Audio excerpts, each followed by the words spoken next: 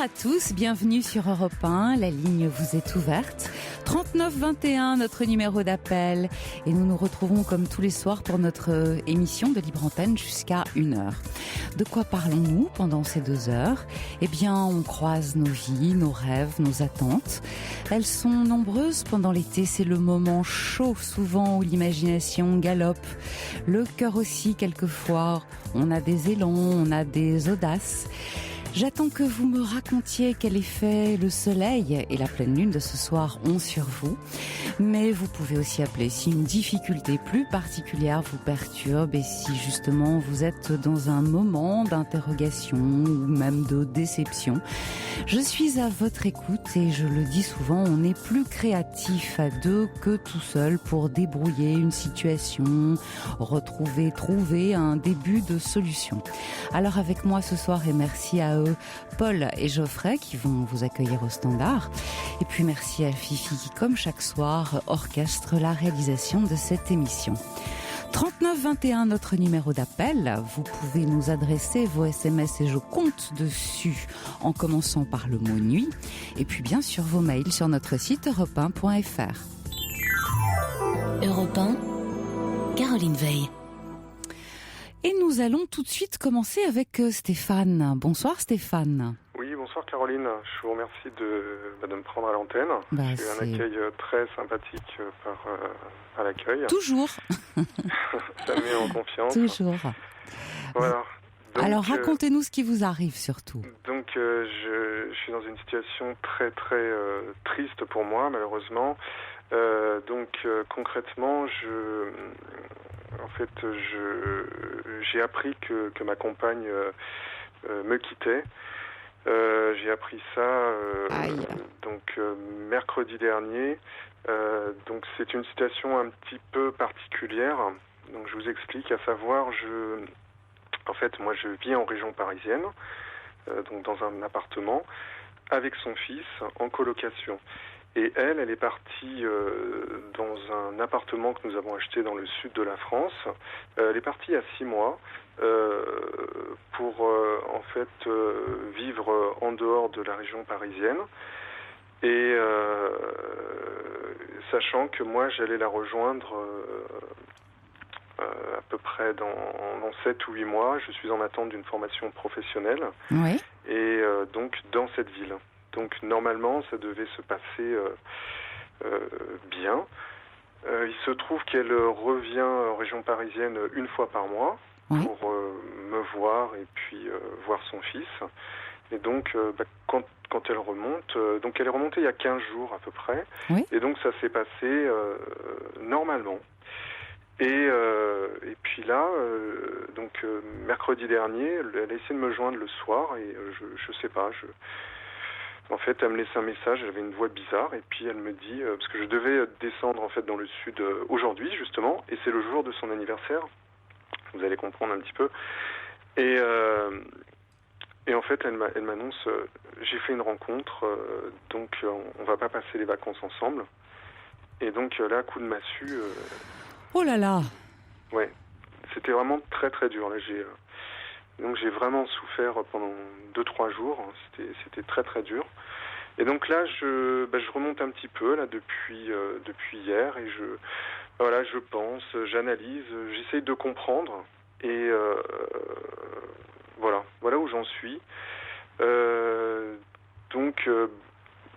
Étant pris au dépourvu, j'ai essayé de comprendre, d'analyser.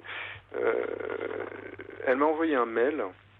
Donc c'est là la question que je voulais vous poser. Je lui ai posé la question par courrier, mais elle n'a pas encore reçu. Elle m'a envoyé un mail il y a à peu près 3 semaines, en fait, avant de venir en région parisienne, en me disant, écoute, et en fait c'était une chanson de la chanteuse Dido, je ne sais pas si vous connaissez. Oui, je connais Dido, oui. Mais qu'est-ce que disait la chanson ? Donc la chanson dit, si j'en crois ton silence, je suis libre de partir, si j'en crois ton regard, je sais que tu penses que je ne reviendrai pas. Enfin, ça commence comme ça. Et donc, la chanson est très belle, et quand elle me l'a envoyée, je ne sais pas pourquoi, la connaissant, elle, je me suis dit, tiens, je vais traduire ces paroles. Et donc, je traduis les paroles, et là, j'ai eu peur. Je me suis dit, tiens, c'est bizarre qu'elle m'envoie ça. Et donc, je l'appelle, et je lui dis, mais est-ce que c'est un message ? Et elle me dit que non. Et puis donc après, elle est revenue en région parisienne et ça s'est passé normalement. Et voilà, coup de massue. Et en fait, quand elle était à Paris, elle n'avait pas encore cette relation. Elle me l'a dit et je la crois. Il y a 15 jours donc. Voilà, il y a 15 jours. Parce qu'elle est honnête. Ouais. Voilà, alors, je suis complètement au dépourvu. Donc, en fait, je la comprends. Je sais par rapport à son cheminement, parce qu'elle est descendue en fait dans le sud de la France pour changer en fait d'air, de vie, etc. Ce qu'il faut dire, honnêtement de ma part, c'est que c'était un peu compliqué notre relation. Il y avait des hauts et des bas. Oui. Et en fait, je pense qu'il y a eu un éloignement de toute façon affectif et physique. Ah bon? Je l'appelais moi souvent pour l'aider parce qu'elle en fait elle est en recherche d'emploi, c'est-à-dire qu'elle a fait une rupture de contrat conventionnel auprès de son entreprise, donc elle touche le chômage et en fait c'est quelqu'un qui n'a pas peur, qui va de l'avant et elle a un logement, donc elle s'est dit je vais trouver un emploi. Et donc je l'ai aidée en fait je la soutenais et ça allait bien et voilà ce qui se passe. Donc, c'est pas drôle ce qui se passe. Pardon ? Ce n'est pas drôle ce qui se passe. Non, c'est pas drôle du tout. C'est en fait tout m'est tombé dessus. Donc, étant pris au dépourvu, je lui ai écrit. C'était la seule manière.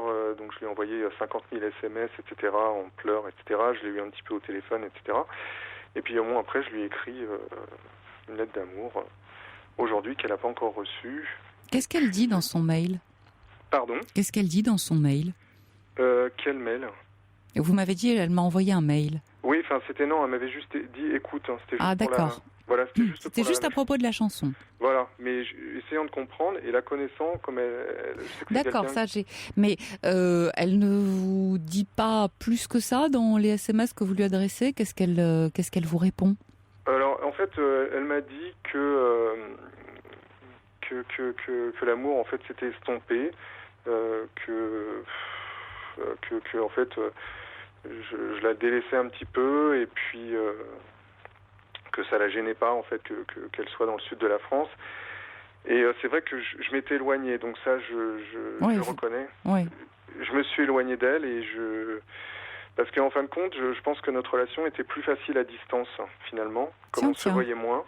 Ouais. C'était plus simple que de vivre en région parisienne ensemble. Ouais. C'était moins lourd.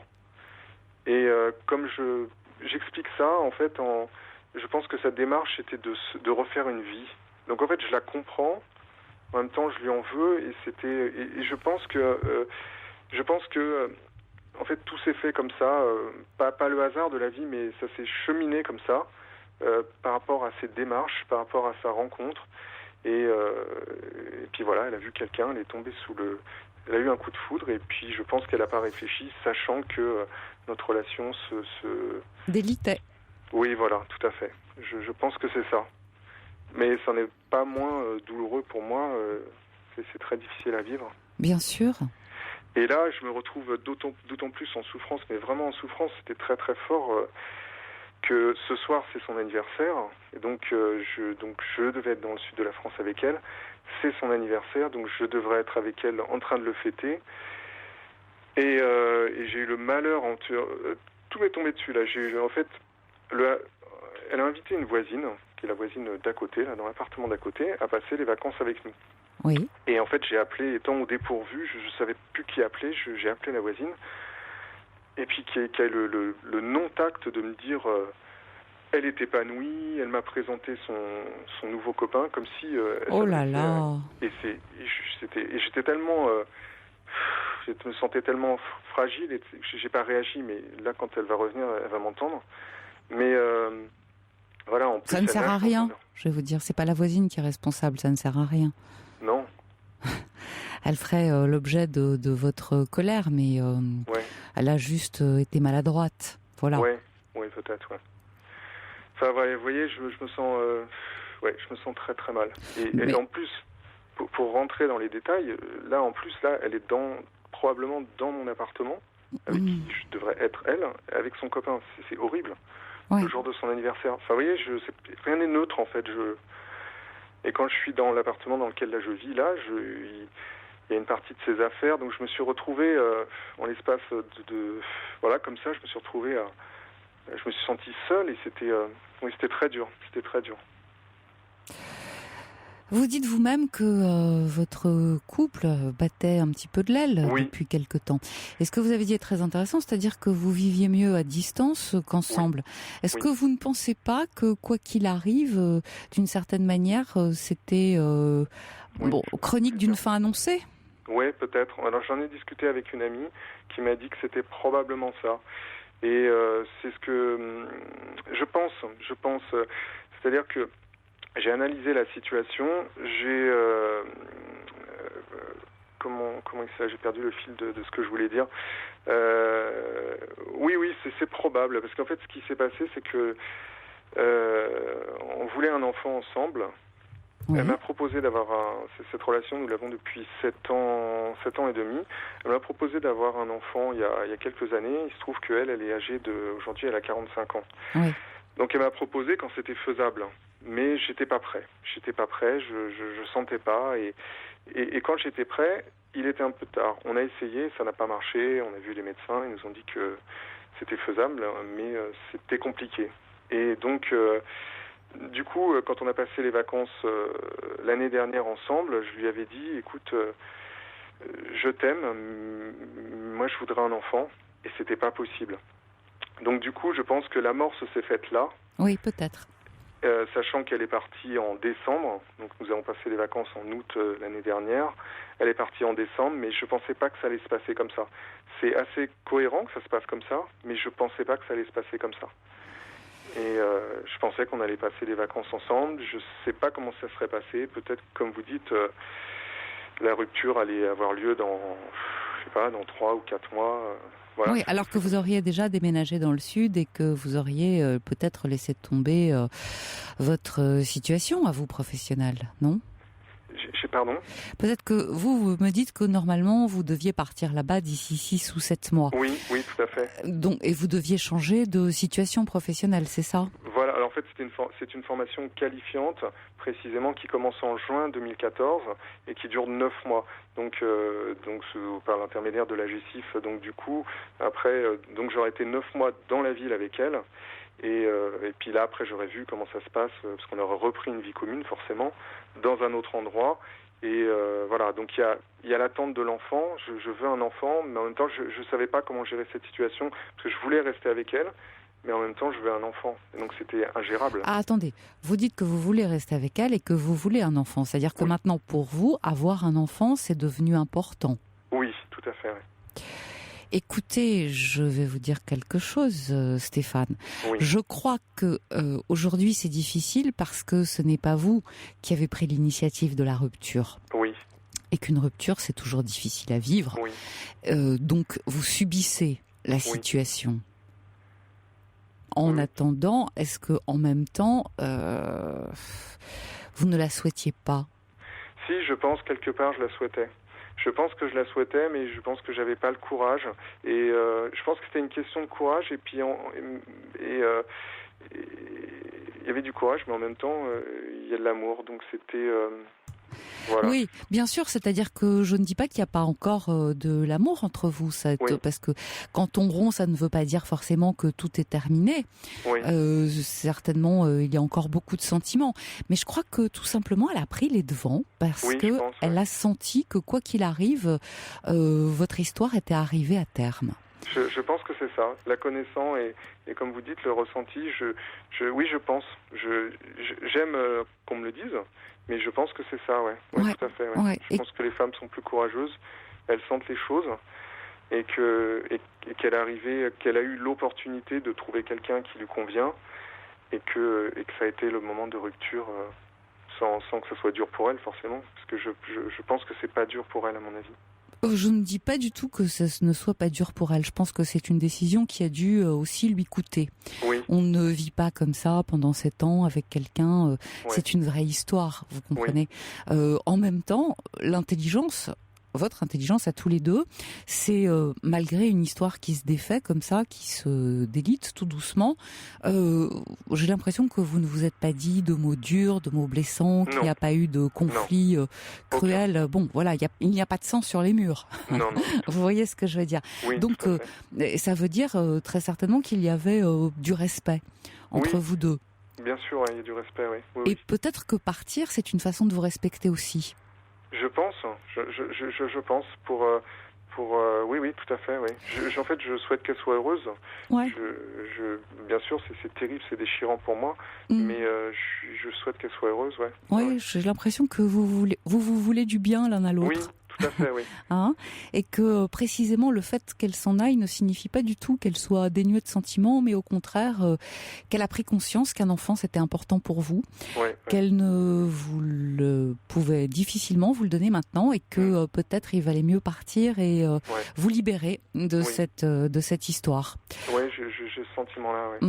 Alors ce soir, vous subissez. C'est toujours plus facile quand on prend soi-même l'initiative parce qu'on a le sentiment de choisir.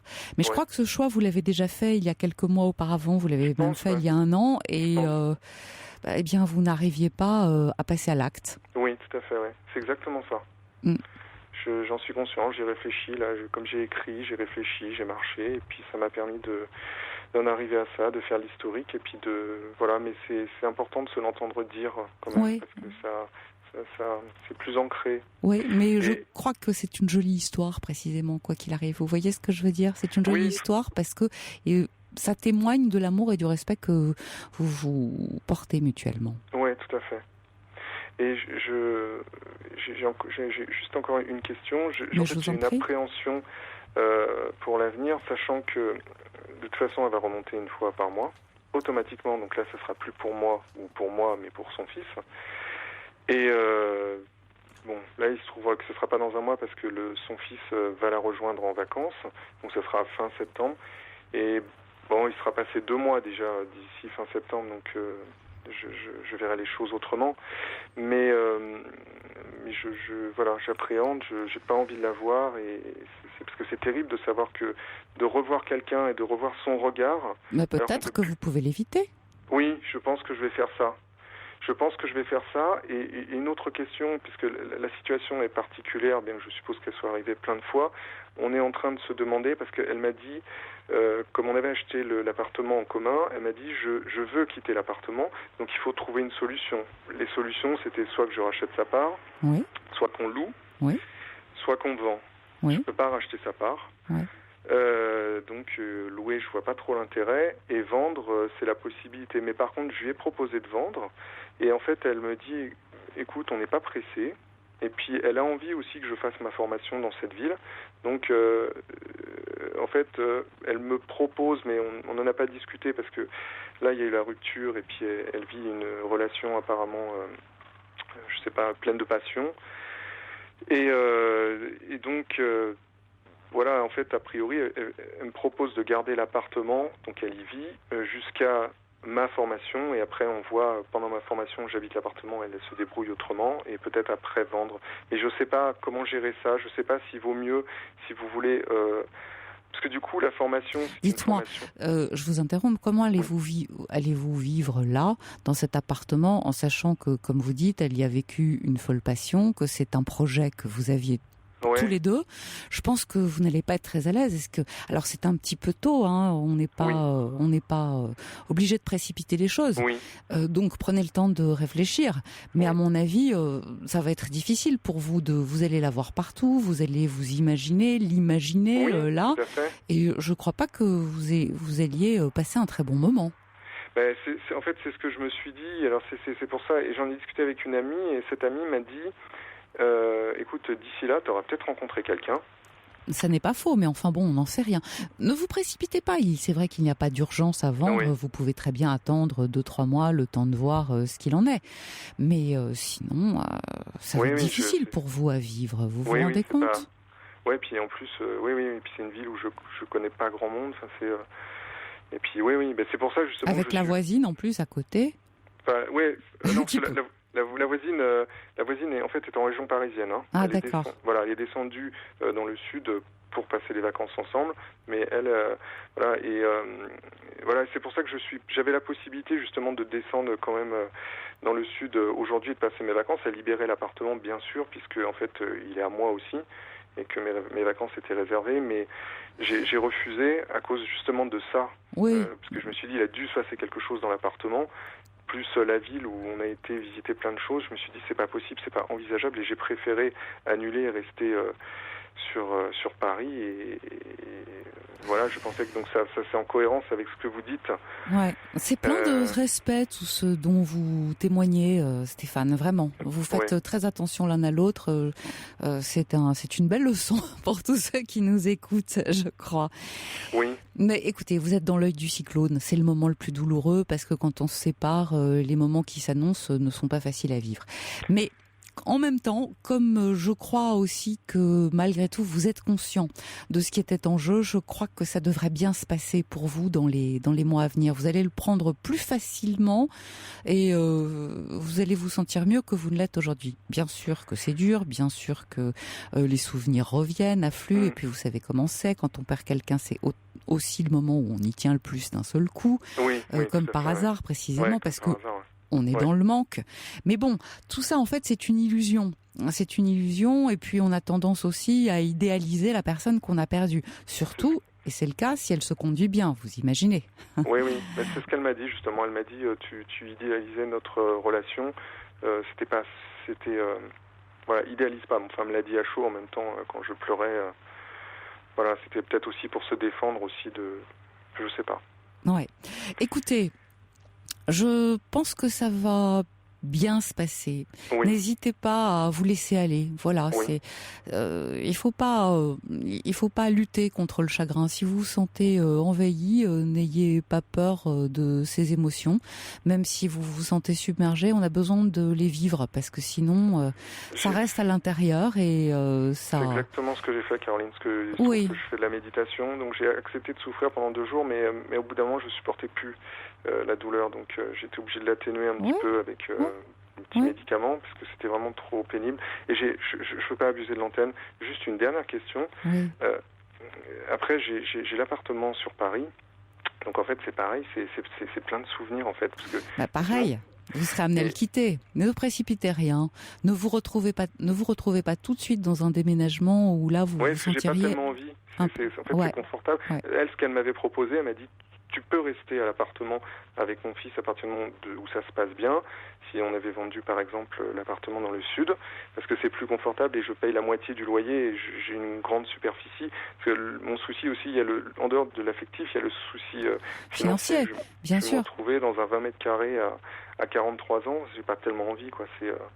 Oui, bien sûr. Mais écoutez, d'une certaine manière, tout ça n'est que temporaire. Vous allez bien voir comment se passe la cohabitation pour répondre au petit SMS que nous adresse Yannick. Comment gérer cette colocation avec son fils. Vous vous entendez bien avec lui?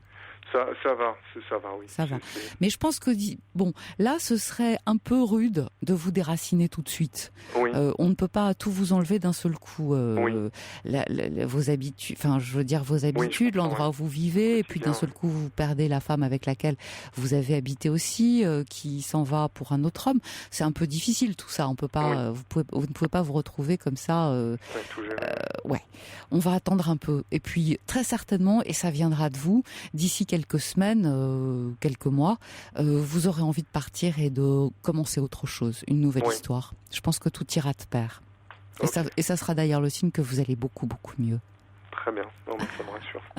À très bientôt, Stéphane. N'hésitez pas à nous rappeler pour nous dire tout simplement comment vous allez. J'y manquerai pas. Merci beaucoup. Au revoir. Je vous souhaite une bonne soirée.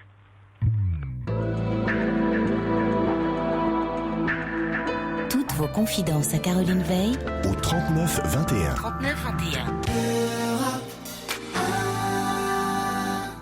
Et nous allons continuer avec Dominique. Bonsoir Dominique. Bonsoir. Bien, qu'est-ce qui vous arrive? Nous avons, mon épouse et moi, un problème avec notre dernier fils. Oui. Qui a 30 ans, qui est plutôt jeune, quand même. C'est un adulte. Oui. Alors, financièrement, il a toujours dépendu oui, il a dépendu de nous. Hein. C'est-à-dire que nous avions une activité indépendante et il a été notre salarié pendant un certain temps, ensuite notre associé et pour finir toujours notre associé, quoi. D'accord. Là, il se trouve que j'arrive à l'âge de la retraite, que nous avons vendu notre dernière affaire. Nous l'avions installé en tant qu'associé, mais ça a été un échec. Et il occupait l'appartement au-dessus. Oui. Et quand on a été pour le déménager, mon épouse m'a dit tu devrais venir voir, c'est innommable. Et quand elle a dit innommable, moi je ne suis pas allé voir parce que quand elle a été pour le déménager et aider de mes filles, ma fille a pris des photos. C'est ce que on va regarder sur internet, ça ressemble au syndrome de Diogène, vous savez, c'est les personnes âgées. Oui. Voilà, c'est ça. Des sacs poubelles partout. Un chien, 2 chats là-dedans qui faisaient leurs besoins. Enfin, c'est innommable, quoi. Ça n'a pas de nom, quoi. Mais... Et il vit ça avec une copine qui est un peu plus jeune que lui. Et on se demande ce qui se passe. Voilà, quoi. Mais dites-moi, vous ne le voyez pas, votre fils ? Vous avez découvert ça comme ça ? Ah, je le voyais ici, c'est-à-dire que pas dans son appartement. Et comment vous le trouviez quand vous le voyez ?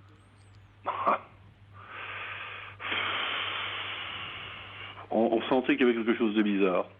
Oui. En ce sens que quand on allait le voir, c'était jamais dans son appart, c'était toujours sur le lieu de travail. Voilà, quoi. Il y a un souci, je crois, pour lui, enfin, il a une mère qui a été très fusionnelle avec lui, c'est le dernier de mes fils, mais c'est le seul que nous avons ensemble. Oui. Mais il a toujours été très fusionnel, elle a toujours été sur son dos, le souci de son avenir, le souci de ceci, enfin, toujours en train de le couver, quoi, en quelque sorte. C'est un gamin qui avait, pourtant, je pense que c'était l'un de ceux qui étaient le mieux armés pour réussir dans sa vie professionnelle. En ce sens qu'il a fait des études, il a eu un bac S, il est normalement doué, peut-être même un peu plus que la normale, qui est parti après dans un petit peu, il a commencé une faculté qu'il a arrêté au bout d'un an, après... on a l'impression, d'après ce que me disait sa sœur qui avait discuté un petit peu avec, parce que bon, quand il travaillait avec nous, moi j'étais pas chaud déjà, parce que je vais dire mon épouse, c'est pas la meilleure façon de l'aider. La meilleure façon de l'aider, ce serait peut-être qu'il le laissait se débrouiller un peu tout seul. Hein, exact. Une fois qu'il avait 22-23 ans, qu'il se trouve un travail, qu'il aille voir un petit peu se confronter à la réalité. Mais bon, elle n'a jamais trop voulu, quoi. C'était cet aspect-là chez elle, quoi. Et... enfin voilà, quoi. Donc aujourd'hui, il a 30 ans. Aujourd'hui, il a 30 ans. Qu'est-ce qu'il fait ? Il travaille ? J'ai l'impression. Et alors, quand il a arrêté ses études, il l'a pris. Enfin, il a pratiquement supplié pour qu'elle le prenne d'ailleurs. Hein. Mais malgré mon désaccord, mais enfin bon, on a fini par le prendre. D'abord en tant que salarié, ensuite en tant qu'associé. Voilà, quoi. Jamais. On peut pas dire que c'était un foudre de guerre au travail, loin de là. C'est-à-dire que des fois il venait pas, des fois il venait, voilà, quoi. On a essayé de le responsabiliser, mais ça marchait pas mieux. Ça fait depuis 10 ans qu'il essaye de passer son permis.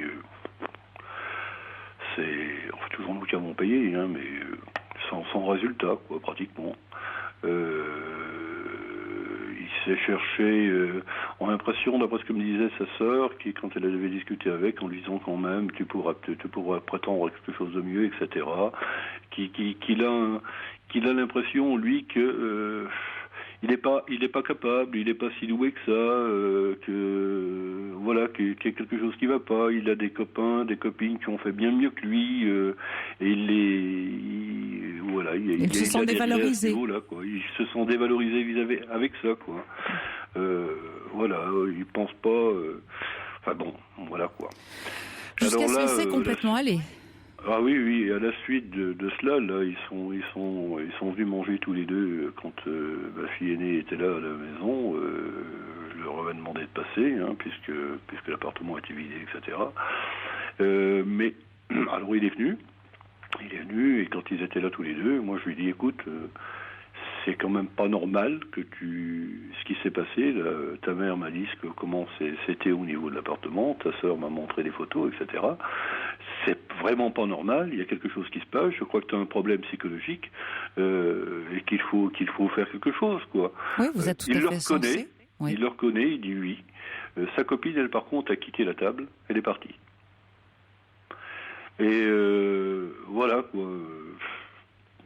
On ne sait pas trop comment. Alors mon épouse et moi, bien entendu, mon épouse plus que moi d'ailleurs, est catastrophée. Elle a presque honte, quoi. Faut dire que l'appartement a été visité par nos acquéreurs. Aïe. Vous imaginez, quoi. Oui, bien sûr. Donc vous dites que c'était un taudis innommable et que il vivait là-dedans. Vraiment, j'ai vu les photos. Enfin, il laissait les chats faire leurs besoins dans la baignoire. Le chien était là-dedans. C'est pas un petit chien, il faisait ses besoins aussi. C'était pas nettoyé. Enfin bon, ça commençait. Mais en dehors de ça, sur lui, à l'extérieur, si vous aimez mieux, enfin, je crois que ces derniers temps, ça commence à craindre un peu, mais propre, quoi. Le sentiment, il se laissait pas complètement aller, quoi. Ouais, pas complètement, mais pas loin non, tout de même. Parce pas que loin non plus, non. Dites-vous mais malgré il y avait une frontière quand même entre le lieu de travail et l'appartement au-dessus, qui fait que le lieu de travail, par exemple, il s'en occupait, etc. Il râle quand c'est pas nettoyé, etc. C'est ça qui est fort de seul. Ouais. C'est que j'ai du mal à comprendre, quoi. Écoutez, malheureusement, dites-vous que son appartement ressemble un petit peu en ce moment à ce qu'il a dans la tête. Oui, c'est ce que je me dis. C'est le bordel dans la tête. Et ouais. Voilà, quoi. Et du coup, ça n'est pas bon signe. Et moi, je pense que vous avez raison et que votre fils est malade. Oui. Alors, une maladie très humaine, bien sûr, hein, mais il est urgent de le faire soigner. J'entends bien, mais... Eh bien, un psychiatre. Ils sont en couple. Oui, mais c'est pas grave, ça. Un psychiatre, vous dites que sa compagne a quitté la table quand elle en a entendu parler. Je veux dire, d'une certaine manière, elle est complice de ce qui se passe. Tout à fait. Et elle ne l'aide pas. Non, parce que elle vit à fond. Elle a vécu là pendant pratiquement toute l'année, comme ça, moi. Pour en arriver, c'est pas dire que soit elle ne voit pas. Ils ont un appartement de 115-120 mètres carrés qu'ils occupent à eux deux. Il y a pratiquement aucune pièce là-dedans où il n'y avait pas des sacs poubelles. Ouais, incroyable. Incroyable. Attendez, qu'ils ont pu accumuler, que des sacs poubelles et vous dites que tout était enfoui, en désordre. La vaisselle pas faite, enfouie, en désordre, du linge qui traîne à droite, à gauche, une pièce où il y avait les chats, enfin où les chats.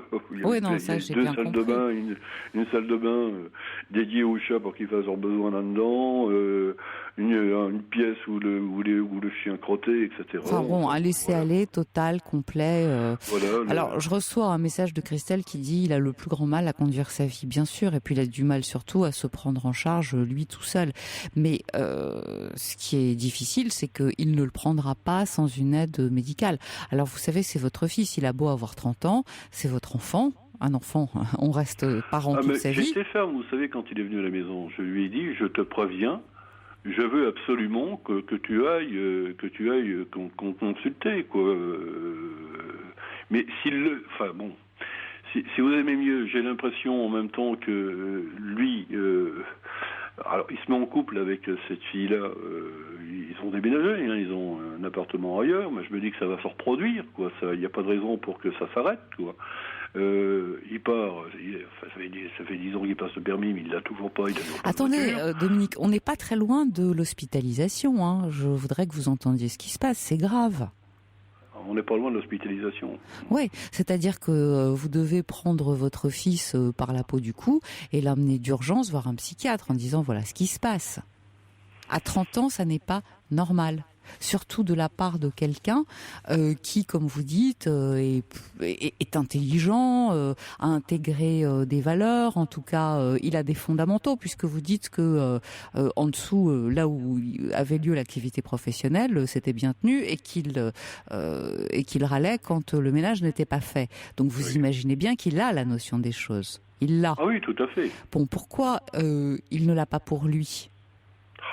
Il ne l'a pas pour lui parce que lui se vit comme quelqu'un qui est à l'image de ce qu'il y avait dans cet appartement. Et c'est là où ça ne va pas. C'est pour ça que je dis que ça n'est pas bon signe et qu'il faut absolument vite le faire aider. Oui. Mais si elle ne veut pas, mais il va vouloir y aller. Comment les convaincre parce qu'en couple, j'ai du mal à concevoir, moi. J'ai du mal à concevoir. Alors je me rends bien compte effectivement que c'est une maladie parce que ça peut pas être autrement. Je me dis mais mon Dieu, il faut qu'il y ait quelque chose qui n'aille pas psychologiquement pour en arriver là parce que c'est pas possible autrement quoi. Mais alors en couple, moi je sais pas. Moi, non mais attendez. Vous savez qu'elle suit elle est dans le milieu hospitalier. Elle. Oui, mais bon, elle ne veut pas voir. Vous savez, la vérité est toujours aveuglante et comme elle aveugle, on ne la voit pas. Donc pourquoi elle supporte ça ? Je ne sais pas. Ça la regarde. Ils ne sont pas mariés. Mariés. Enfin... Mais c'est pas elle qui va décider, c'est vous. Oui, mais c'est vous. Il vit avec, hein. Oui, il vit avec, il a beau vivre avec, vous allez parler à cette jeune femme en disant « il est très mal, je ne comprends pas que vous ne vous en soyez pas rendu compte ». Moi, je pense qu'ils sont très mal tous les deux. Oui, mais bon, c'est lui votre fils. Elle a peut-être une famille, vous pouvez lui conseiller aussi de se faire aider parce que elle n'a rien fait. Peut-être qu'elle supporte, peut-être qu'elle subit par amour, je ne sais pas très bien. De toute façon, ça n'est pas clair et ça n'est pas sain du tout. Moi, j'en reviens à votre fils qui reste votre enfant. Il faut impérativement vite l'aider, que sa compagne soit d'accord ou pas. Vous ne lui demandez pas son avis, c'est-à-dire que c'est pas elle qui va décider. Vous vous dites voilà, il est en danger. Moi, c'est mon fils. Je suis très inquiète, donc je l'emmène tout de suite chez un psychiatre et je veux qu'on voit de quoi il retourne. Et là, vous exposez très clairement la situation. Peut-être qu'il a besoin d'une aide pharmacologique, de médicaments. Peut-être qu'il a besoin d'être hospitalisé. Peut-être qu'il a besoin seulement d'un hôpital de jour. En tout cas, il faut absolument qu'on l'aide à reprendre pied. Parce qu'il est dans un tel état, dans une telle idée de dévalorisation de lui-même, peut-être même une dépression grave, vous n'en savez rien. Quoiqu'une dépression, à mon avis, il ne pourrait pas se lever tous les matins, aller travailler et tenir le lieu propre en bas. En tout cas, il y a une telle, si vous voulez, disproportion qu'il est urgent de le soigner. Urgent. Oui, mais j'ai l'impression qu'il nous fuit en même temps. Ah bah bien sûr. Mieux. Quelles sont ses ressources financières ? Ce que je ressens également, c'est qu'il envie, hein, comme il sentait la fin arriver, puisque il avait envie que vous vous en rendiez compte. Il voulait que vous le voyiez, sinon il l'aurait pas laissé comme ça. Ouais. Oui, il avait mais bien sûr, il l'a laissé très apparent de manière à ce que vous constatiez, ce qui est un moyen de vous demander de l'aide. C'est une façon de vous demander de l'aide. Il faut l'entendre. Je n'en suis pas capable tout seul. Aidez-moi. Oui, aidez-moi. Et je ne sais pas comment faire. Aidez-moi. Je pense qu'il vous demande de l'aide, hein, implicitement, votre fils. Ça fait 2 fois qu'on le voit parce que je l'avais prévenu en lui disant écoute, si tu t'en vas, parce que j'ai pas l'impression qu'il tienne tant que ça à cette fille-là. Quoi. Bon, en plus. Déjà. Bon, Dominique, je vais vous couper, mais vous avez dit qu'il était dépendant de vous financièrement. Oui, sans l'être réellement, puisqu'il travaille, quoi. Oui, d'accord. Mais là, je crois qu'à partir de maintenant, c'est bon. Vous avez vendu votre affaire, si j'ai bien compris, c'est de lui dire voilà. Maintenant, il n'y a plus un centime tant que tu ne te soignes pas. Oui, mais ça, j'ai pas l'impression que ça le dérange, puisqu'il part avec sa copine, qui, elle, a un travail, elle suit des études, plus exactement, mais enfin, elle touche un petit quelque chose par mois, il va demander le RSA probablement, et puis voilà, quoi. Ouais. Voilà, écoutez, parce que j'ai l'impression qu'il fuit en même temps sa mère. Moi, j'ai l'impression que vous baissez les bras. Ah non, bon, je vous aurais pas téléphoné. Alors écoutez-moi, prenez-le par la peau du cou, vous l'emmenez à l'hôpital, dans un service de psychiatrie ou voir quelqu'un de votre choix, mais c'est urgent que vous le soigniez. J'insiste là-dessus. Et il vous demande de l'aide. Qu'elle veuille ou qu'elle ne veuille pas, vous ne lui demandez pas son avis à elle et surtout pas son avis à lui, parce que lui, je pense qu'il est d'accord. Il faut que ce soit moi, parce qu'avec sa mère, ça n'ira pas. Oui, il faut que ce soit vous, tout à fait. Parce que sa mère, c'est le conflit Vous permanent, avez parfaitement raison, c'est vous qui devez l'emmener, c'est vous qui devez lui parler. Mais fermement, en disant ça ne va pas. Tu es malade, tu ne t'en rends pas compte, c'est la maladie qui fait que tu ne t'en rends pas compte, mais toi et moi, nous allons de ce pas chez le docteur. Et c'est urgent de te soigner. Il faut que je lui ai dit la dernière fois. Il faut qu'on te sorte de là. Que tu es malade. Quand on a une jaunisse, quand on a une rougeole, on va voir le médecin. Il y a quelque chose qui ne va pas psychologiquement, mais il faut aller voir. Faut aller voir un psy, quoi. Voilà. Et vous le reprenez chez vous, le temps d'aller voir le psychiatre, et éventuellement qu'il soit suivi, c'est impératif. Écoutez, rappelez-nous pour nous dire ce qu'il en est et comment vous vous en sortez. Je le vois demain soir. D'accord. Eh bien, j'attends votre appel. Il continue malgré tout à venir et à travailler un petit peu avec nous. Donc, voilà, quoi. Il laisse pas tomber. Il a quand même le souci de nous accompagner jusqu'au bout. Oui, mais donc il faut l'aider. Mais je pense qu'il vous demande de l'aide. Dominique, rappelez-nous pour nous dire comment ça s'est passé. Je vous rappellerai, c'est promis. Merci à vous. Au revoir. Merci de votre aide. Au revoir.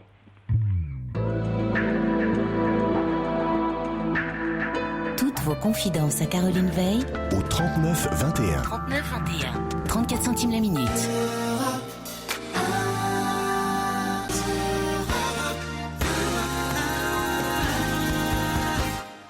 Et nous allons maintenant accueillir Isabelle. Bonsoir Isabelle.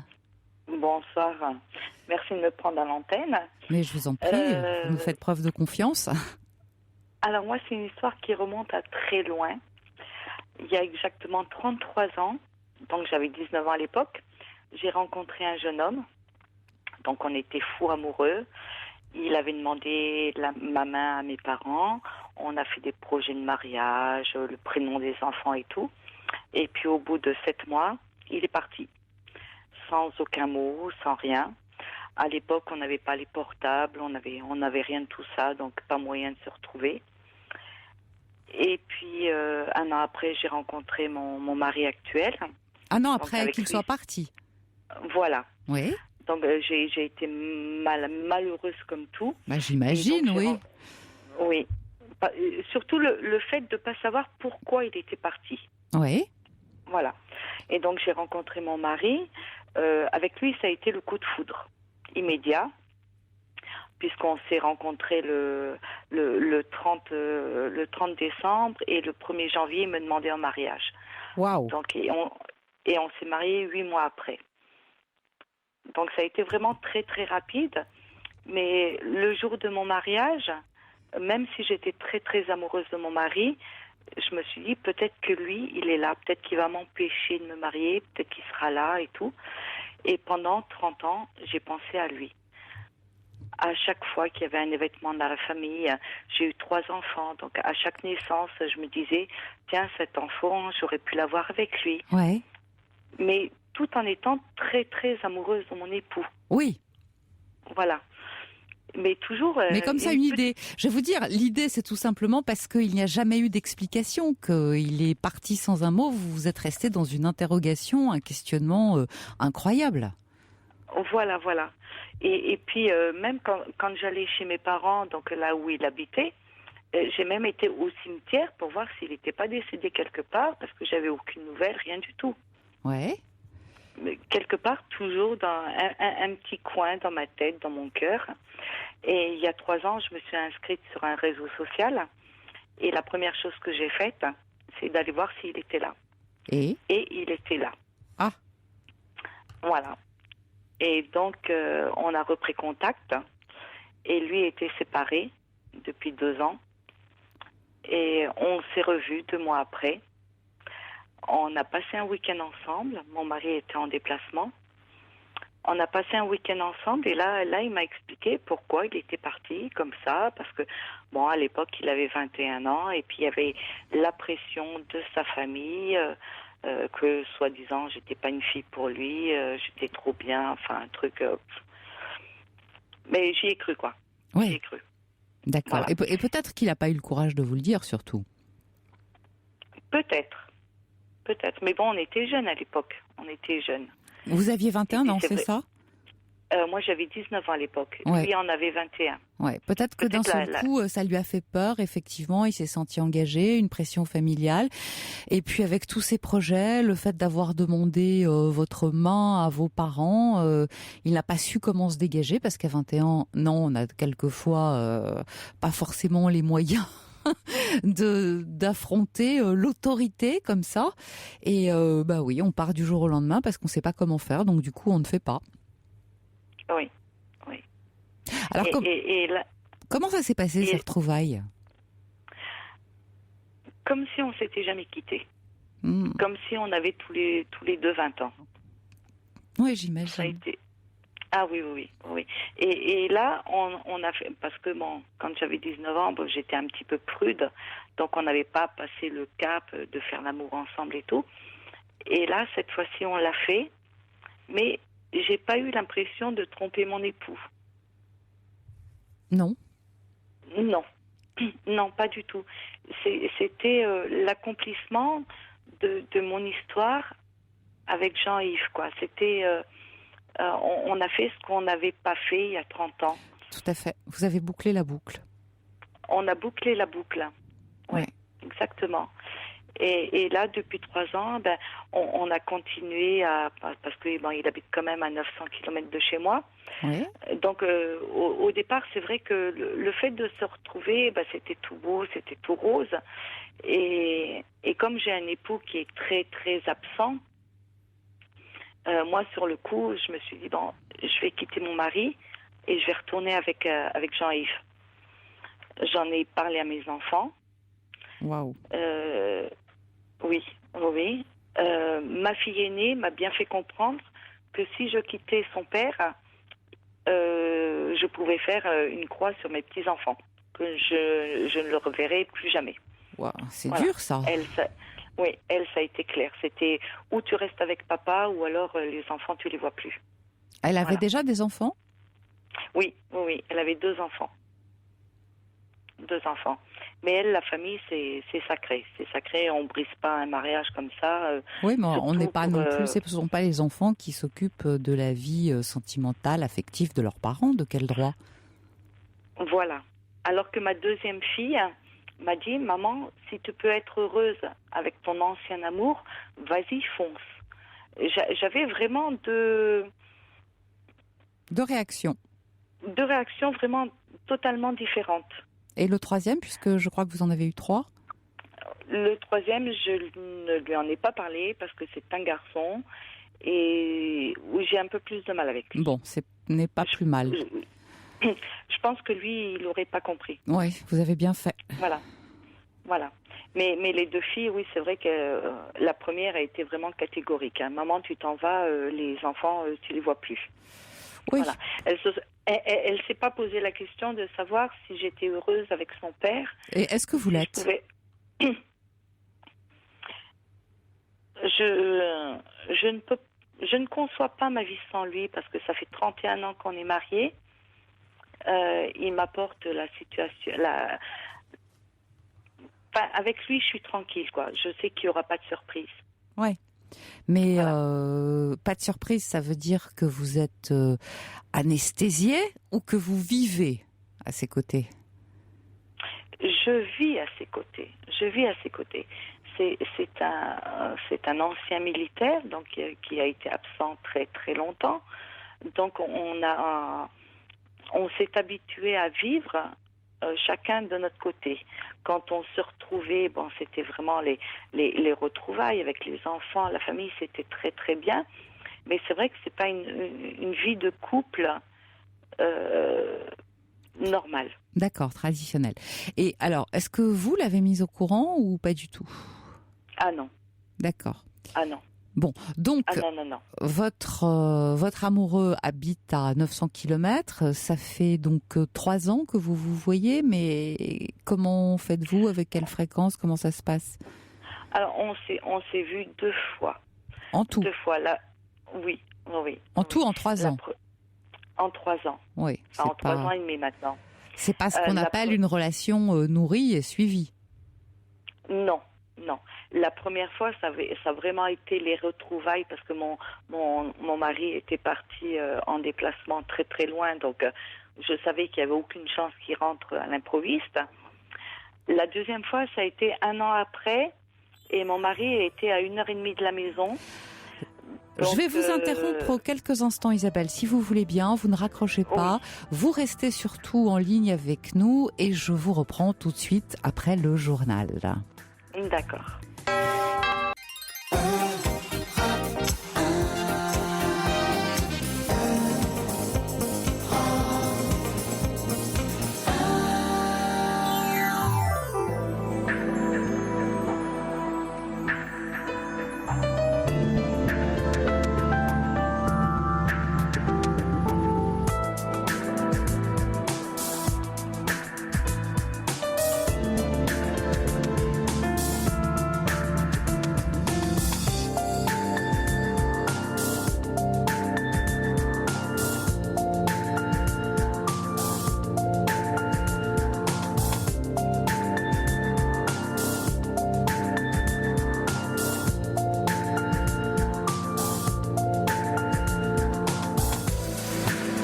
Entamons notre deuxième heure de libre antenne. Je vous rappelle notre numéro 3921.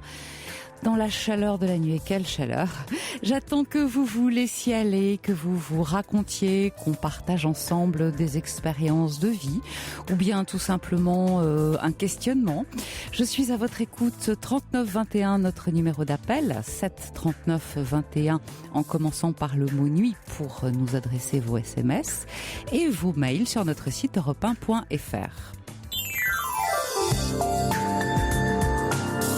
Jusqu'à 1h sur Europe 1, Caroline Veil. Et nous allons retrouver Isabelle. Isabelle que nous avons laissée un tout petit peu avant le journal. Je résume pour nos auditeurs qui nous prendraient là tout de suite.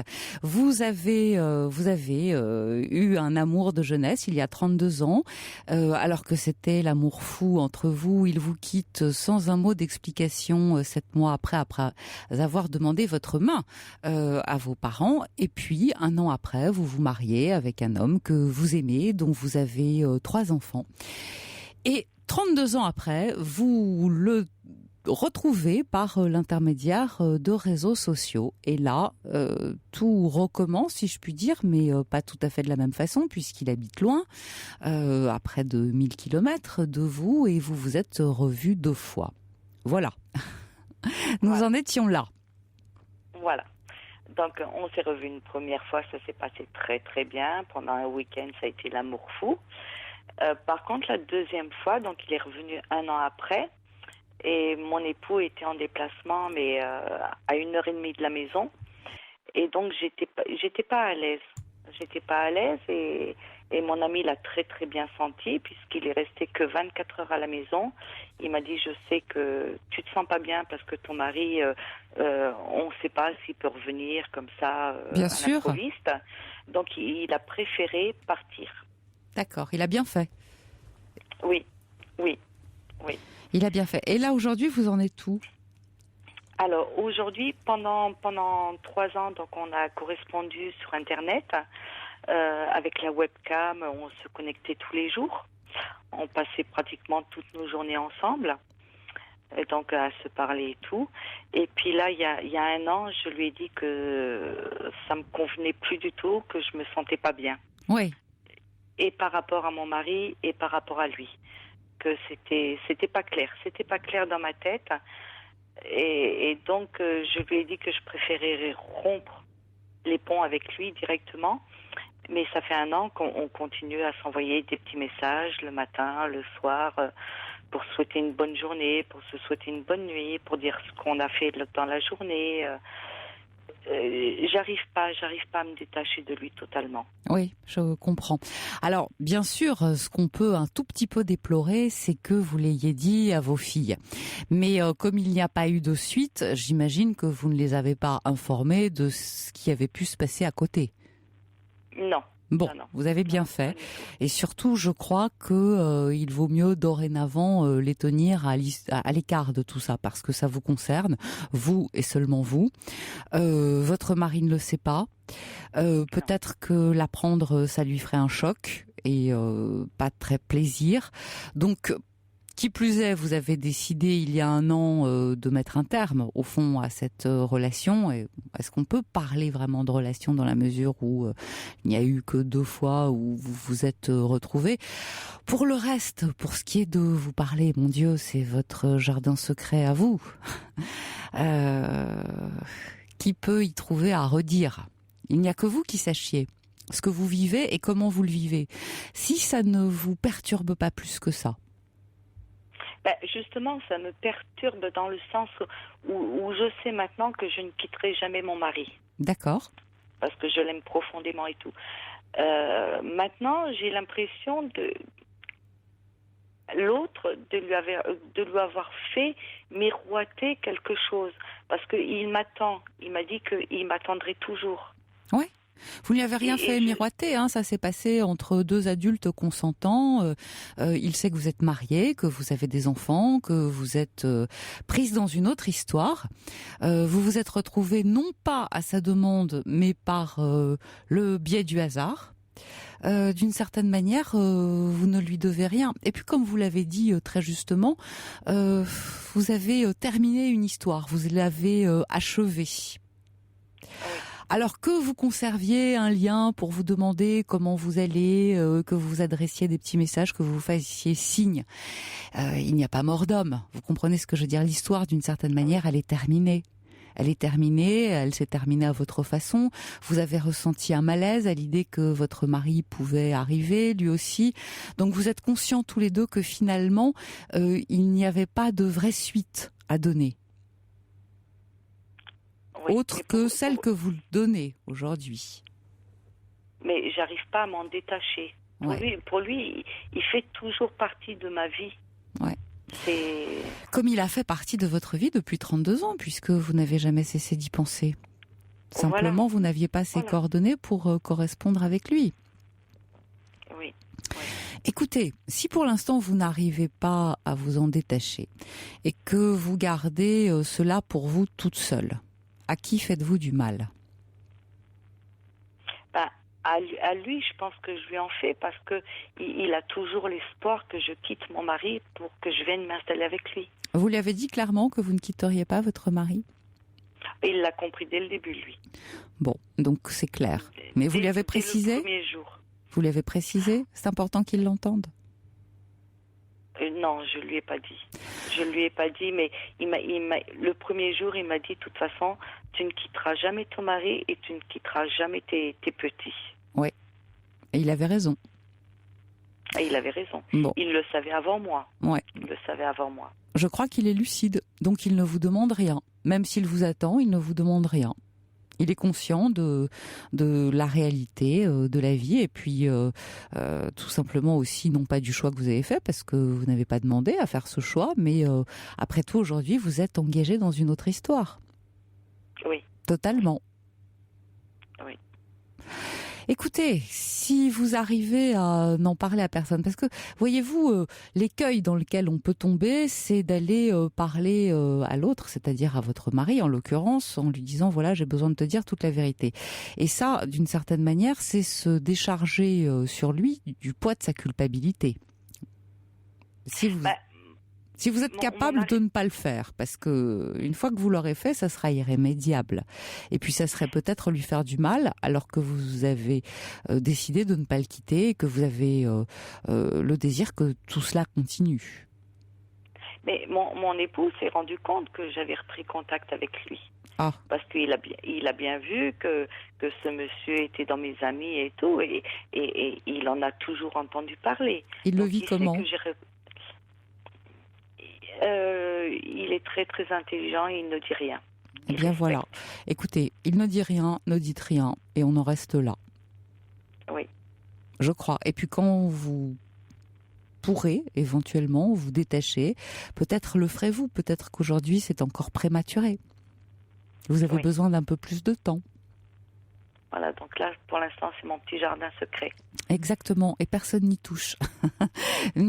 Mais surtout, ne laissez personne y rentrer, c'est-à-dire n'en parlez pas. Disons que il y a maintenant 2 ans, quand j'ai vu la tournure que ça prenait avec mes enfants, je leur ai dit, bon, maintenant c'est terminé. Je leur ai fait croire que mon ami de l'autre côté avait retrouvé une autre personne pour clore le sujet. C'est très bien. Voilà. C'est très bien. Donc, Voilà. de ce côté-là, tout est serein. Tant mieux. Tant mieux. Voilà. Mais je crois qu'il vaut mieux en rester là et ne pas donner de détails. Et vous avez dit, votre mari est intelligent, il ne vous en parle pas. C'est donc qu'il n'a pas envie de le savoir non plus. Donc, ce n'est pas la peine d'aller lui en parler et d'aller éventuellement aussi, tout simplement lui faire du chagrin. Oui. Hein, je crois. Oui, je pense que ça lui ferait du mal, oui. Ouais, donc sûr. voilà. Écoutez, je vous souhaite bonne chance, Isabelle. Et puis peut-être trouverez-vous un jour le courage de mettre un terme définitivement. Sinon, continuez tout doucement sans faire de bruit. Voilà. Je pense qu'on va laisser faire le temps. Le temps. Très bonne nuit à vous et merci de votre appel. Merci beaucoup à vous. Au revoir. Bonne soirée, au revoir. Toutes vos confidences à Caroline Veil au 39 21. 39 21. 34 centimes la minute.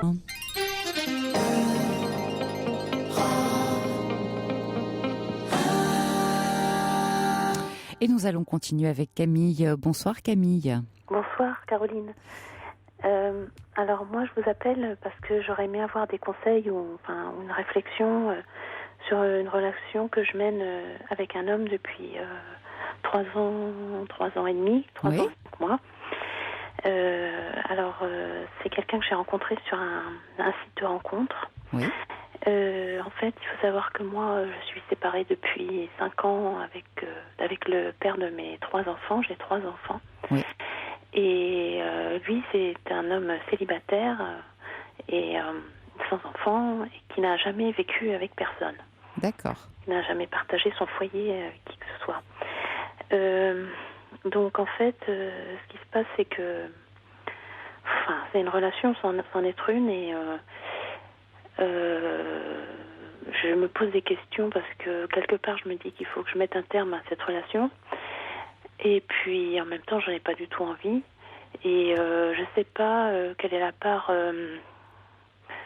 je vois bien qu'il y a des choses qui vont pas depuis le début mais en même temps je suis très attachée à cette personne qui est très sensible, sûrement trop sensible et ce qui fait que par exemple il y a un peu plus de 15 jours j'ai dit qu'on arrêtait tout et en fait tous les jours on s'appelle et on doit partir en vacances mais on se revoit pas entre temps donc c'est un peu n'importe quoi donc voilà donc moi quand je l'ai rencontré il y a on sait plus mais j'ai vu très vite que c'était quelqu'un de très compliqué on m'a mis en garde puisque lui, en effet, célibataire, endurci un peu quelque part, mais qui était quand même à la recherche d'une relation parce qu'il était inscrit sur un site de rencontre.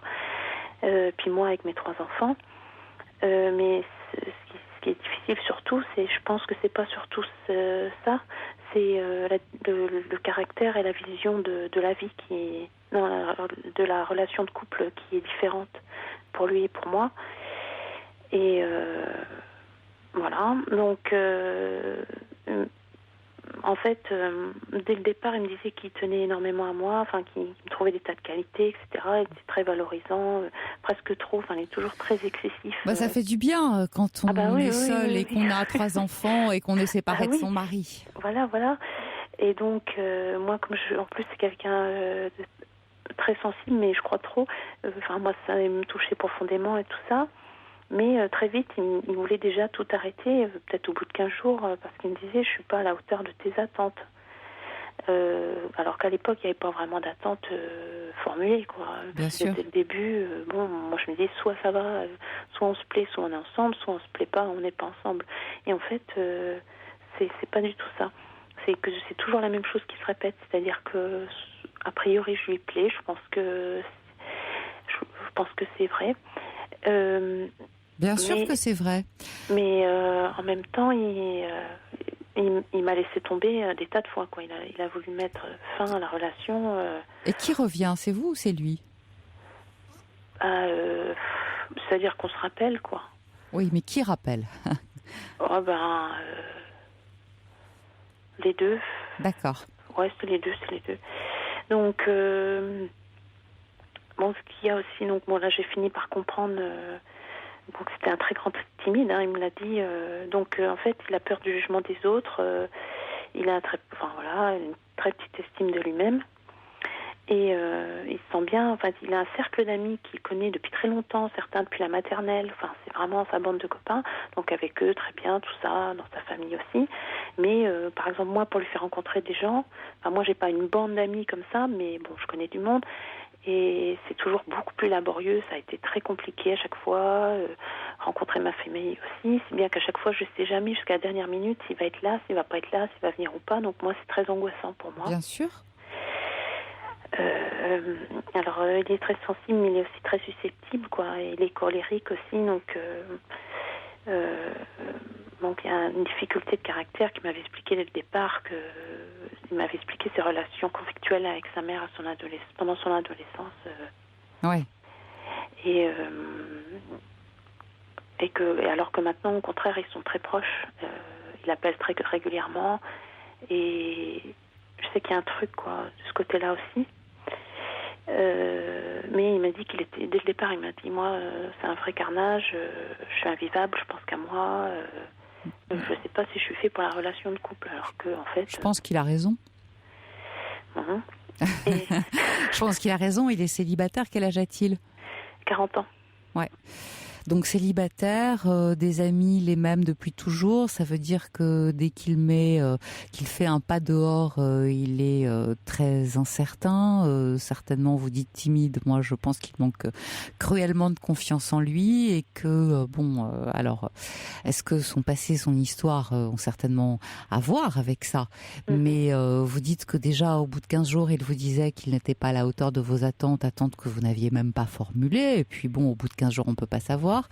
Il tient pas la distance, il rompt, il s'en va, et comment vous faites pour vivre en permanence avec cette menace au-dessus de la tête ? Non, je vis très très mal, donc mais en plus, par exemple, moi je suis jamais allée chez lui.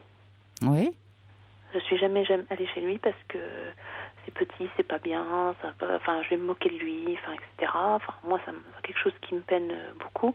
Normalement, a priori, là, j'aurais le droit, mais en fait, ça n'a encore pas été fait.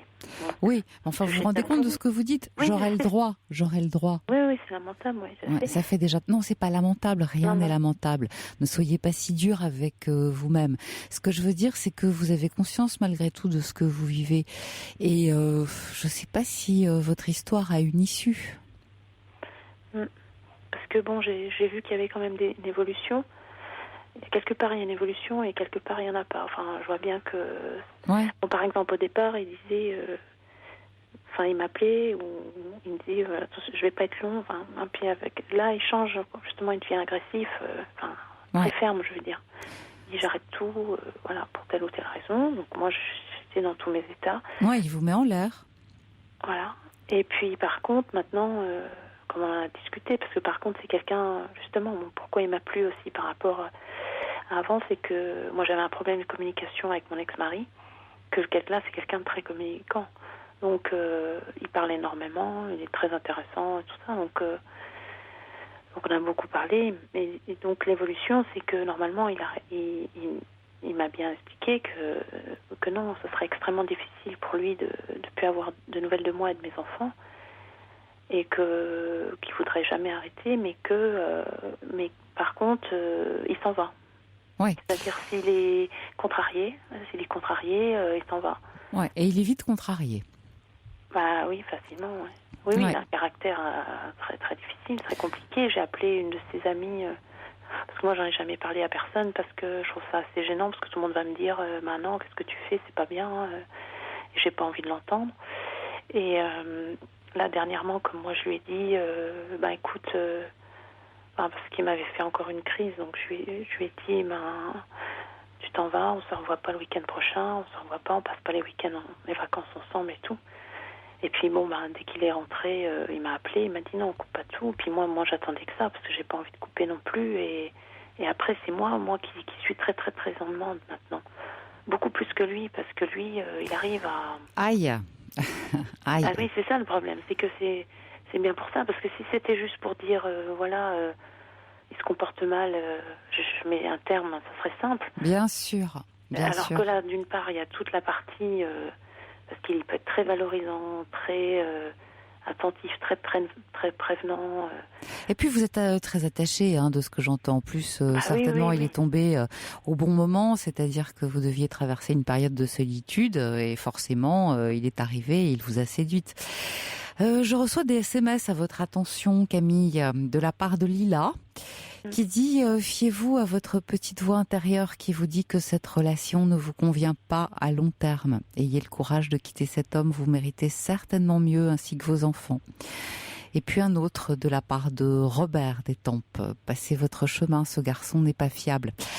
Vous savez, je crois que en réalité, vous êtes au fait de ce qu'il faudrait faire, mais vous n'y arrivez pas.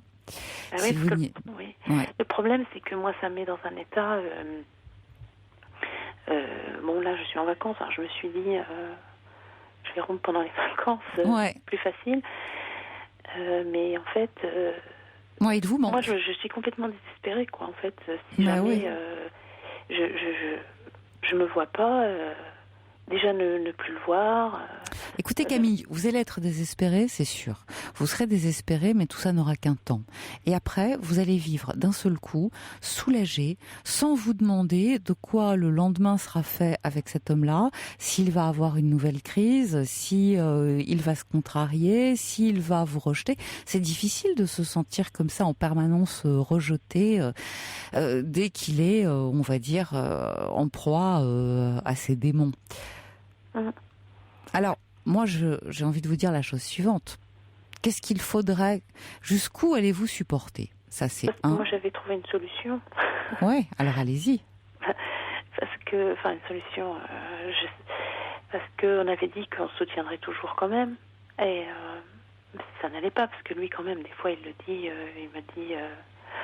parce qu'il me dit que, si tu m'aimais, tu m'aimerais, Ouais.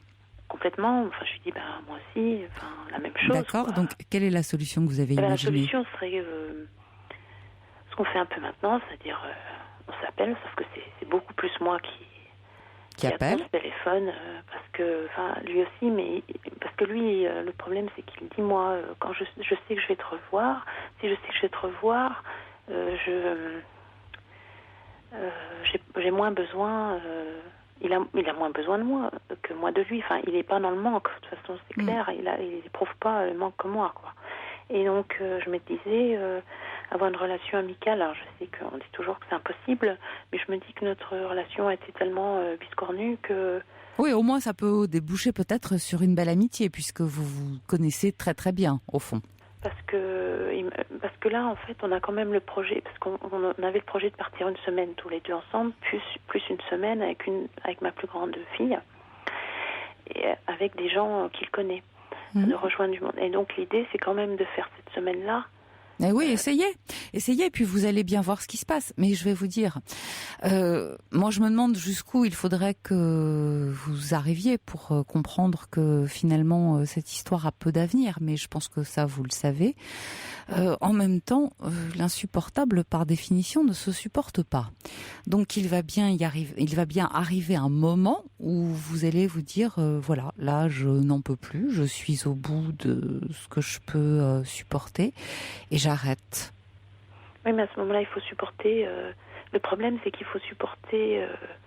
Moi, je suis une personne qui a énormément de mal avec la solitude, et quand j'étais, avant de le rencontrer, je suis restée environ 1 an et demi toute seule. Alors, je sais que ça peut paraître peu, mais j'ai traversé des épisodes. Je n'irai pas jusqu'à dire la dépression. J'ai pas été en travail ni rien. Difficile à supporter la solitude. Mais je veux dire, c'était des fois, c'était juste aller chercher le courrier dans la boîte à lettres, c'était suffisant pour une journée, quoi. C'était vraiment, j'étais très mal. J'ai eu des anxiolytiques, des antidépresseurs, j'ai vu une psychiatre voilà. Et là, j'ai très peur parce que je vois très bien que j'entre dans des moments de panique importants. C'est quand j'imagine ne plus jamais le revoir et me retrouver vraiment seule et ne plus jamais avoir de nouvelles. C'est un truc... Oui, Et mais vous avez dit que vous pourriez toujours rester amis, ce qui est une bonne solution. J'espère, oui. Parce que sinon, moi, j'ai peur de pas faire face, et déjà pour moi, mais des fois, je m'imagine ne pas être capable de m'occuper de mes enfants, quoi. C'est vraiment... Bien sûr, mais en même temps, vous êtes jeune, et si vous l'avez rencontré lui, c'est bien que vous pourriez en rencontrer à terme d'autres aussi, non? Vous ne croyez pas? Oui, mais ça me fait pas forcément envie, en fait. Ouais, parce que vous êtes toujours amoureuse. Et on n'est pas toujours amoureux de la personne qui nous convient.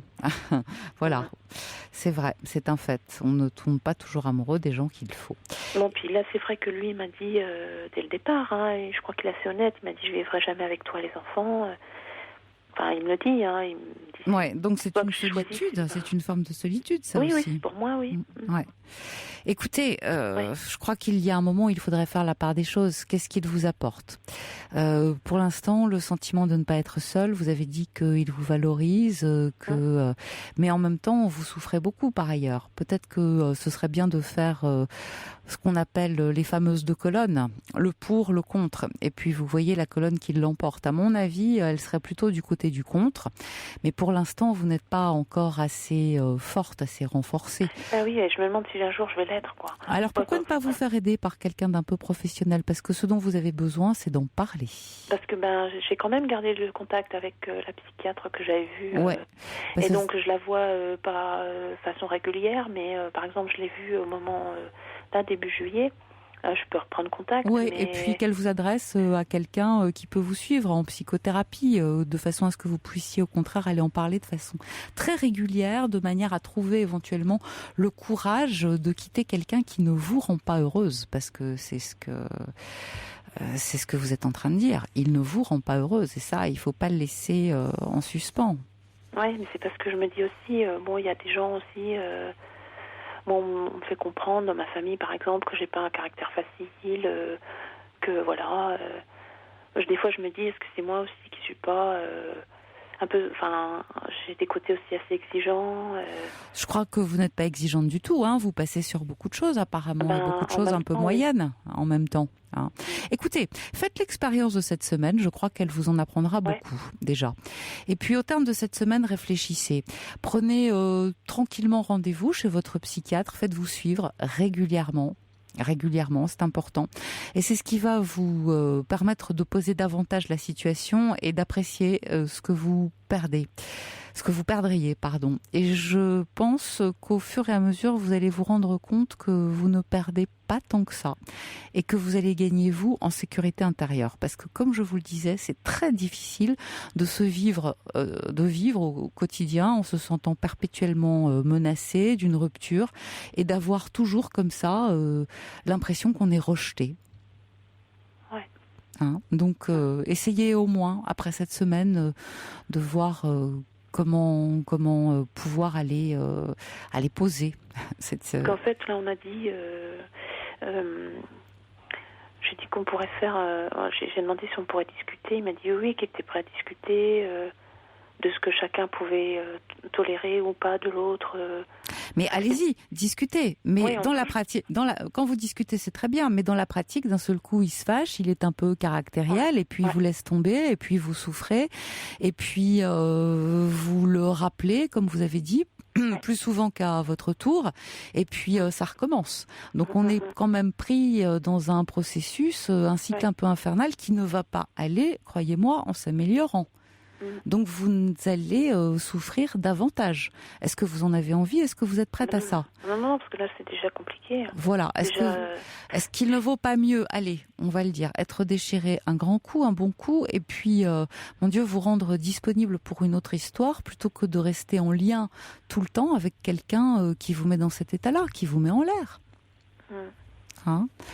À un moment donné, je crois qu'il faut avoir peut-être le courage de poser les choses, et puis je crois que c'est plus facile quand on prend soi-même la décision que lorsqu'on l'a subie. Voilà. Si j'en crois d'ailleurs notre premier auditeur de tout à l'heure, de ce soir, Stéphane. Bon courage à vous, Camille, et puis n'hésitez pas à nous donner de vos nouvelles. Au revoir. Merci beaucoup. Au revoir.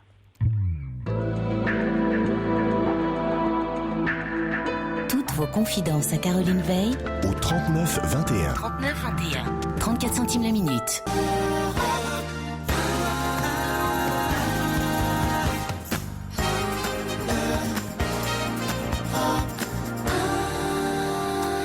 Et nous allons poursuivre avec Sylvie. Bonsoir Sylvie. Bonsoir Caroline. Voilà, donc moi je voulais aussi avoir des clés pour savoir comment couper le cordon avec ma mère. Voilà. Quel âge avez-vous? 52 ans. Waouh. Oui, il serait temps. Hein. Je n'ai rien dit. Je n'ai encore rien dit. En fait, ce sont mes enfants qui me font réagir un peu parce que voilà, quand on a la tête dans le guidon, on se rend pas compte. Ouais. On est dedans, on nous donne un rôle à jouer, hein, voilà, comme ça. Moi, je suis l'aînée de 3 enfants. Je suis celle sur qui on peut compter, celle qui fait, celle qui, voilà. Ma sœur, c'est la petite fille fragile qui a toujours été malade, qui a toujours eu des problèmes de santé. Et mon frère est parti à l'étranger, donc voilà. Ouais, plus simple. Il s'est enfui. Donc voilà, moi j'ai 3 enfants aussi. Ouais. Et c'est vrai que c'est ma fille aînée qui m'a mis un peu les points sur les i, si je puis dire, en me disant, voilà...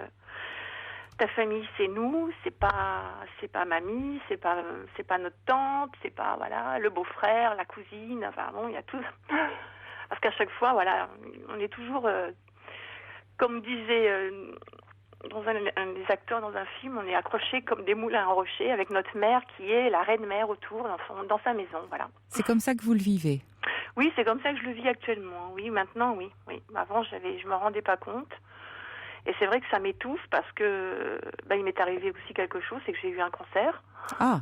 Donc forcément, ça pose des jalons différents. On se dit, oui, il faut quand même penser à soi. Tout à fait. Des problèmes, donc je me dis, c'est peut-être aussi un signe, hein, de dire attention, il faut s'arrêter, voilà, parce que je suis quelqu'un de très actif, qui va au-devant des gens, donc forcément c'est facile, quoi. On n'a pas besoin de me demander. Je trouve... Oui, vous trouvez du blé à moudre. Hein. Ah, ça oui, ça je m'ennuie pas. Moi, je suis pas du style à m'ennuyer, même toute seule. Oui, dès qu'il y a un malheureux ou un éclopé quelque part, on peut compter sur vous, si je comprends bien. C'est ça. Voilà. Je m'occupe des parents d'élèves, j'ai toujours quelque chose à faire. Oui, pour les autres. Voilà, sauf que maintenant, je me fatigue. Hein, j'ai eu une radiothérapie. Oui. À la suite de mon cancer. J'ai eu la chance d'être détectée très très tôt. Mais j'ai les fameux cachets qu'on prend, là, l'hormonothérapie, qui est très fatigante et donc ma mère m'a dit, mais tu as changé, t'es plus comme avant. Ouais, tu n'es plus aussi disponible pour moi que tu l'étais. C'est ça. En clair. Voilà, c'est ça. Et qu'est-ce que vous lui avez répondu? Ah, je dis, oui, c'est vrai, les choses changent. Les choses vont changer parce que j'ai été malade, j'ai un cancer. Ma mère ne peut pas dire ce mot. T'es malade, mais ta maladie. Ah. Ouais. Quand je me suis fait opérer, tout ça, personne n'est venu me voir. Hein. Carrément. Vos enfants carrément.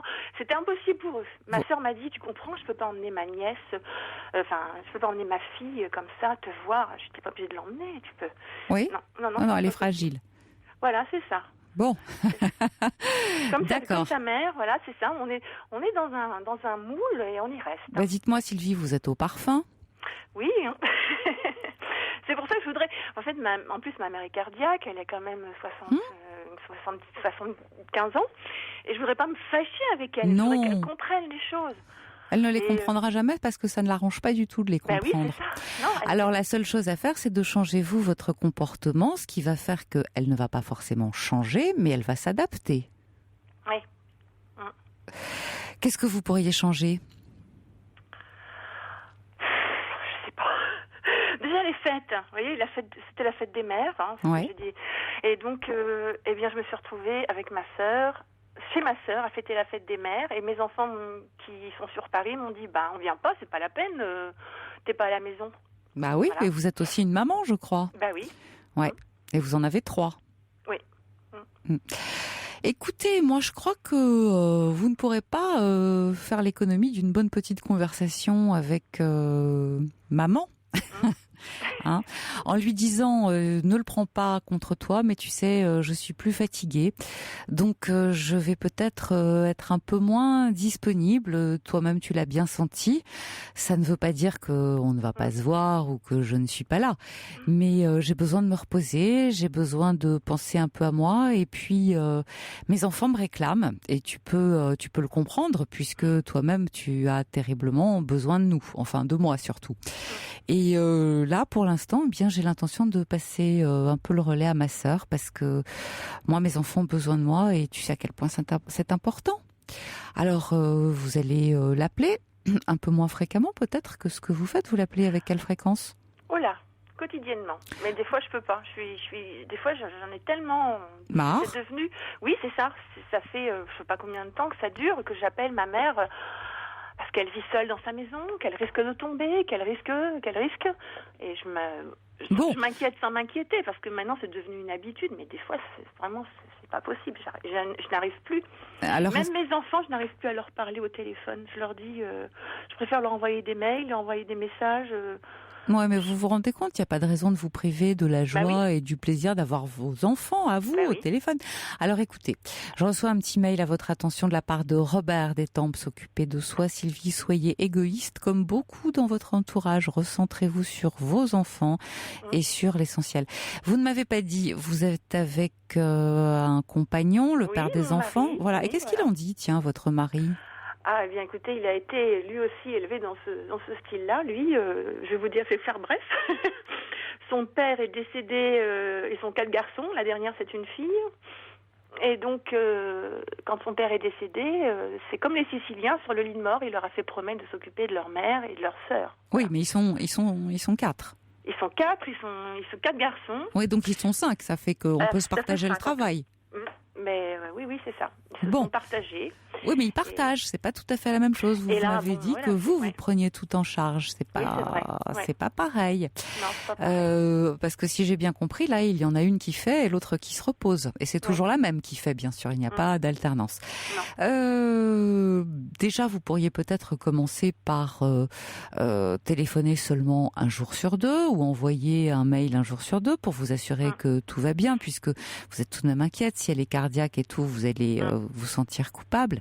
Donc un jour sur 2 et puis ensuite un jour sur 3. Et puis vous pourriez peut-être aussi discrètement, mais sûrement, passer le relais à votre sœur en disant en ce moment j'ai pas eu le temps hier, est-ce que tu peux appeler maman, voilà, moi je ne peux pas aujourd'hui, je compte sur toi, etc., etc. Et vous savez, les autres vont très vite prendre l'habitude, mais c'est à vous de leur signifier. Sinon, pourquoi voudriez-vous qu'elles arrêtent? Parce que ma sœur est très égoïste. Oui, mais si elle se permet de l'être, c'est parce qu'elle sait qu'elle peut l'être, que vous l'avez laissé faire. Aussi. Il y a de ça. Oui, parce que maintenant, moi, j'ai envie de passer du temps avec mes enfants. Mais c'est important, vos enfants. Vont construire leur vie. Je vais pas trimballer mes enfants, le gendre, les petits-enfants chez la grand-mère, l'arrière-grand-mère, enfin... Bien sûr, bien sûr. Ça n'a plus de sens. Non, et puis vos enfants vous réclament. Votre fille aînée, c'est important ce qu'elle vous dit, il faut l'entendre. Oui. C'est un moyen de vous dire, occupe-toi de nous. Oui, c'est ça. On est là, occupe-toi de nous. Oui. C'est nous, ta famille, elle peut pas être plus claire, donc elle vous réclame. Bah, écoutez, je crois que c'est le message que vous pouvez faire passer à votre mère en disant mes enfants me réclament. C'est vrai qu'avec ma maladie, je suis fatiguée, je ne peux pas être partout, à la fois, au four, au moulin. Donc, je sais pas comment votre sœur, donnez-moi un prénom.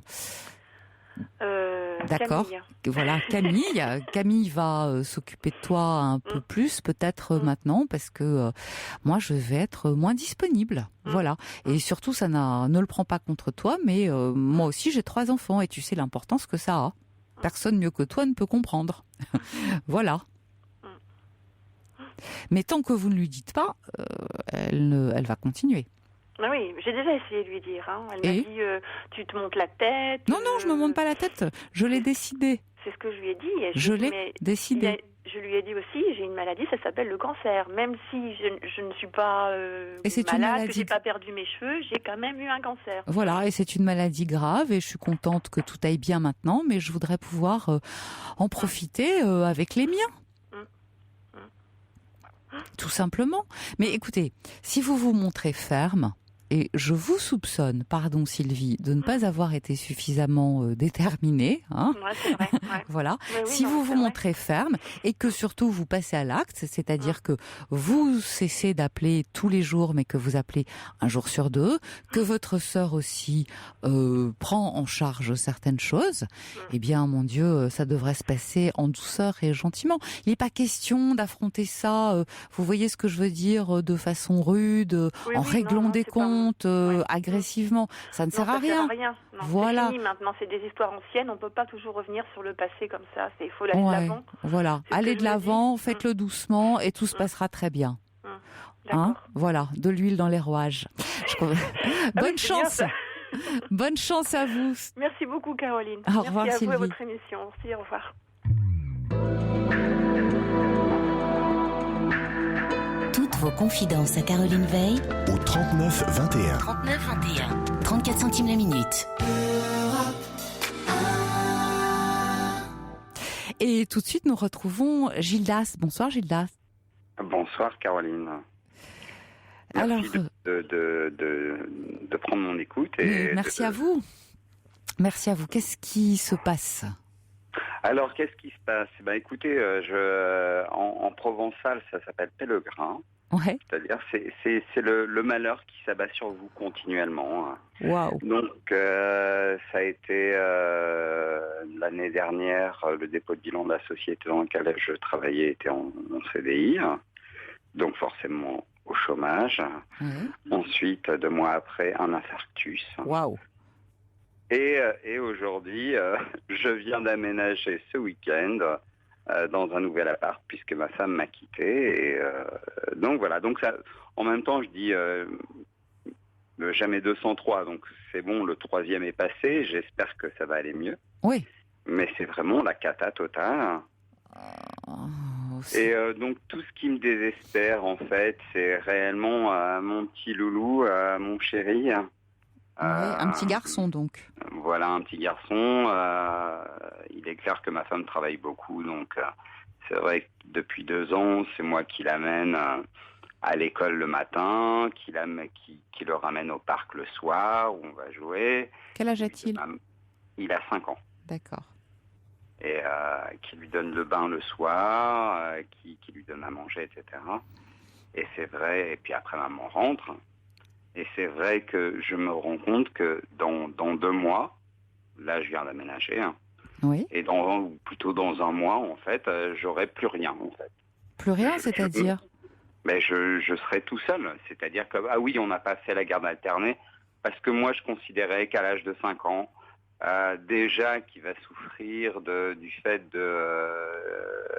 qu'il n'y ait pas papa et maman à la maison, je préférais le laisser juste à maman.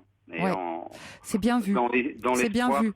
Dans l'espoir que lui, à 7 ans, dise « Non mais attends papa... J'aimerais te voir plus » et puis que votre... Voilà. Moi en fait, j'ai pris un T3. Oui. On est dans une grande ville, enfin on n'est pas à Paris, on est à Nantes, donc c'est un peu moins cher les T3 qu'à Paris, puisque nous avons vécu à Paris longtemps. Bien sûr. Donc j'ai réussi à avoir quand même un T3, donc je lui ai confectionné sa petite chambre, sa chambre. Ouais. Vous avez le souci de lui, c'est bien. Moi par contre, là tout de suite, j'ai le souci de vous. Quel âge avez-vous ? 38 ans. 38 ans, et vous dites que vous avez fait un infarctus ? Oui. Mais comme mon grand-père au même âge. Ouais, eh bien je crois que ça, par contre, c'est à prendre en considération. Ça ne fait pas de vous quelqu'un de malade, ça fait de vous quelqu'un qui a eu un infarctus et qui doit dorénavant faire attention à lui. Bien évidemment, mais vous savez, lorsque j'ai fait le déménagement, je veux jamais montrer mes faiblesses auprès de mes amis. Et donc j'ai porté les cartons et jusqu'à ce que j'en puisse plus. C'est malin ça. C'est malin. Dites-moi, vous me dites je n'ai plus rien. Bon, 38 ans, moi je vais vous dire, c'est jeune, c'est très jeune même, et vous avez entre les mains une vie à vivre. Alors vous passez, disons-le, une sale période. Voilà, c'est une sale période. Le tout concentré en une année, mais enfin... D'une certaine manière, tout est fait, ça y est. Vous avez eu la totale, et bien maintenant, il ne vous reste plus qu'à prendre le temps de remonter tranquillement, Est-ce que vous n'avez pas d'autre choix, de toute façon? Bien, vous êtes au chômage, c'est vrai, vous avez 38 ans, vous êtes donc sur le marché du travail, mais j'imagine que vous allez en retrouver un. J'espère. Moi aussi, donc ça va commencer par là. Donc une réadaptation. Le temps de vous y faire, vous venez d'emménager, vous allez trouver vos marques, pas tout de suite, mais d'ici 3-4 mois, vous serez chez vous, et vraiment chez vous.